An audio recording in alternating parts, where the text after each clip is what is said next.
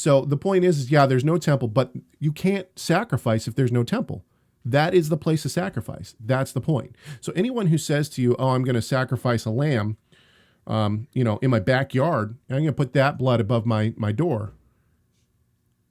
No, that's not what the scriptures teach. The scriptures teach that there's only one place to sacrifice now, and that's in Jerusalem. Let's wrap this up with this as well. Why was there a pilgrimage by Israel to Jerusalem during Passover? It was the largest pilgrimage festival there was. If people could just sacrifice their lamb anywhere, why would you travel hundreds of miles in some cases to come to Jerusalem? Why did the Ethiopian come in Acts?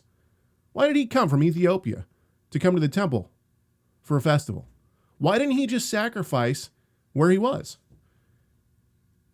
And the answer is because there's only one place you can sacrifice.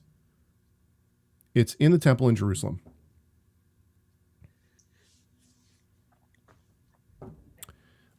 So if we take that first point, which is this heretical? The answer is yes, it's heretical. You shouldn't be sacrificing outside of the temple. There is no temple, therefore you cannot sacrifice.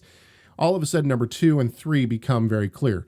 Does this add to sanctification? No, it is against Torah. It is against the word of God, and therefore I think it's sin. And number 3, is God pleased when people do this kind of stuff? No, sin is always an offense against God.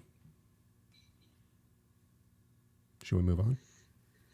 Or please keep going. Well, let's say I'm a farmer and I raise my own sheep and goats, and I want to have lamb for Passover. Am I supposed to not eat lamb? Am I supposed to not eat meat?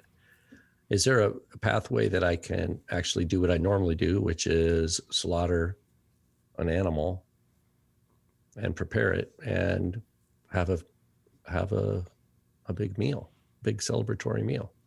What's the difference between that and me slaughtering a lamb, thinking it's actually a sacrifice, right? And then taking the blood and doing something ritualistic with the blood, and then making some proclamation that I'm offering this as a sacrifice to God. There's a big difference. It might seem like, oh, it's the same thing. No. So if someone, that's what their way of life is. Well, hang on just a second. Let's talk about this from a Torah perspective. In the Torah, it says that he gives provision for you to be able to kill and eat meat in any of your lands. Yeah. And that's called hulin. That's hulin. That is eating meat that is properly bled, etc. So it's properly slaughtered, but it's not a sacrifice to the Lord. Right, exactly. It's just proper treatment of an animal and bleeding it. And what's the difference between those two things? Yeah, one is attributing holiness, holy ritual. Yeah, but one can only be done in a very specific place. Exactly. Yeah. That is the point to that.